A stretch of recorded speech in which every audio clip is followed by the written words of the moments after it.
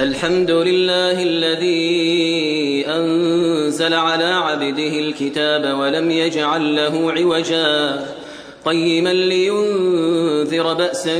شديدا من لدنه